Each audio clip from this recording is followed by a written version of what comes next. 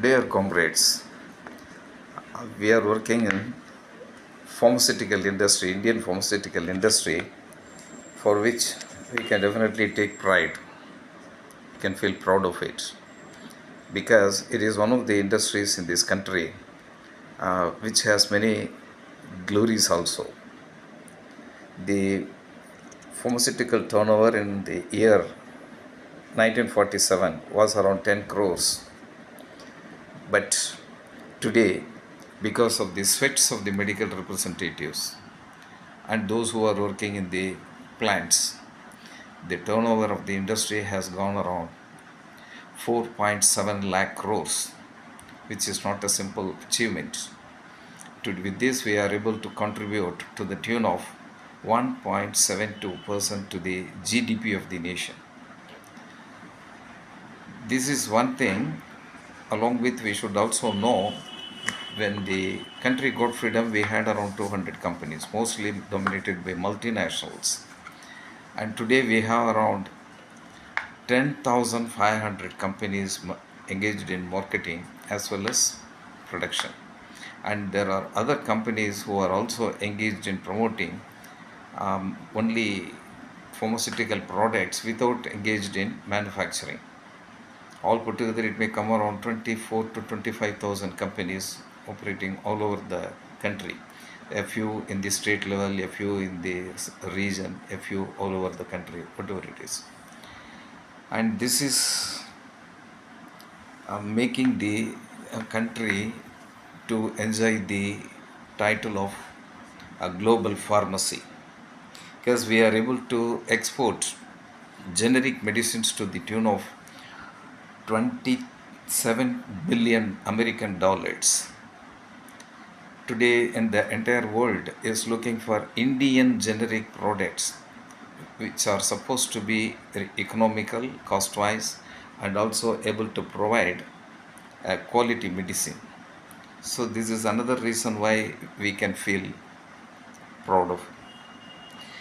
And Indian government has got an ambitious target of increasing this production to 130 billion American dollars by the year 2030. For this, the government also has introduced production linked incentive schemes for research and production in pharmaceutical industry. This industry has been helping the government in achieving its social welfare schemes, like production of vaccine and supplying it at a very free of cost or at very economical cost to the people, common people.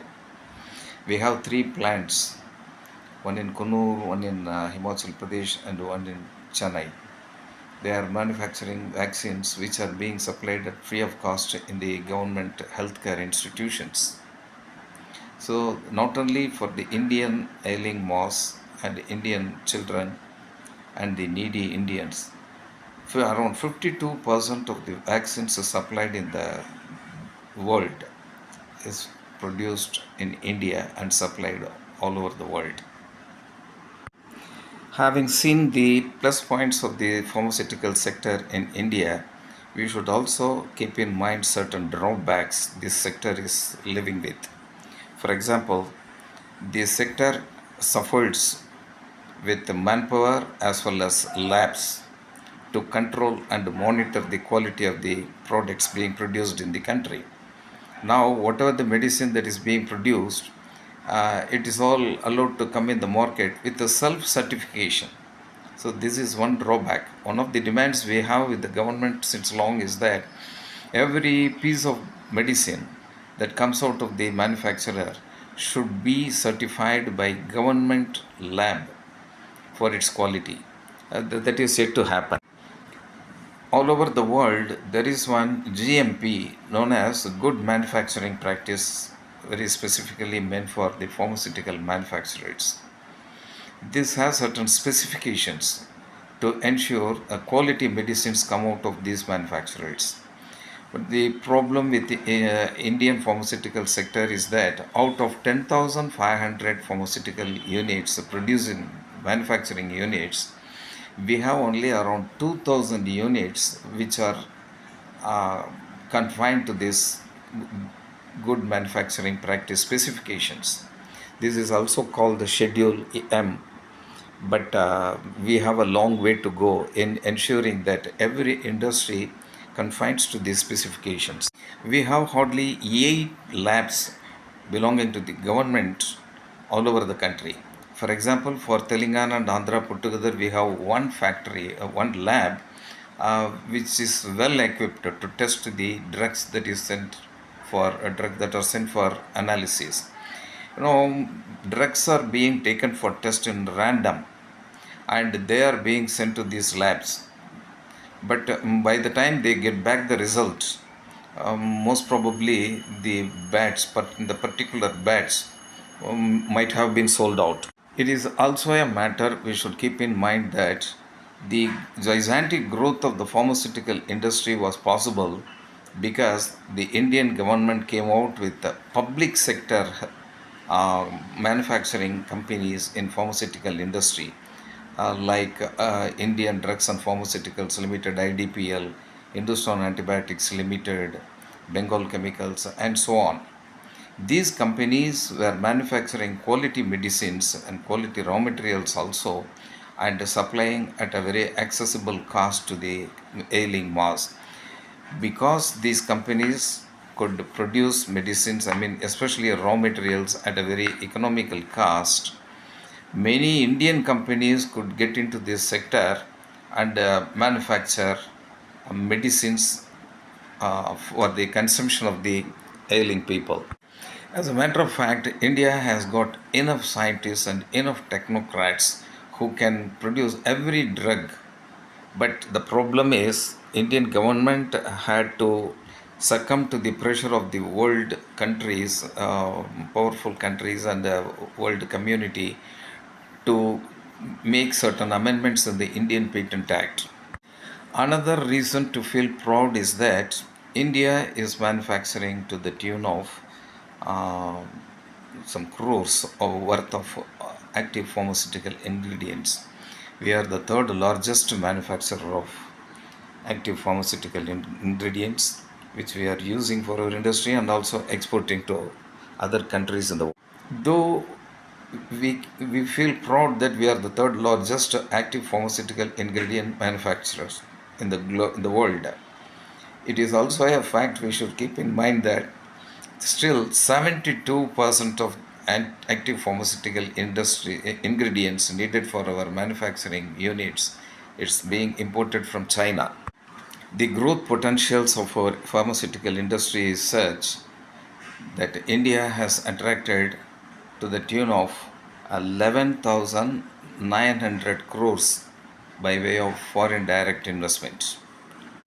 It is because of the abundant availability of scientists as well as technocrats produced in India. Indian Patent Act 1970 had a very salient feature that that every one of us should know. As per that, every medicine, every new molecule that is brought out by any company in any part of the world could be manufactured in India if any company is prepared to come out with the same molecule without using the same process for 5 years. It was possible. That means there was no product patent in Indian Patent Act 1970, because of which every new molecule that was invented by any country abroad that was also produced in India and made available at a very economical cost.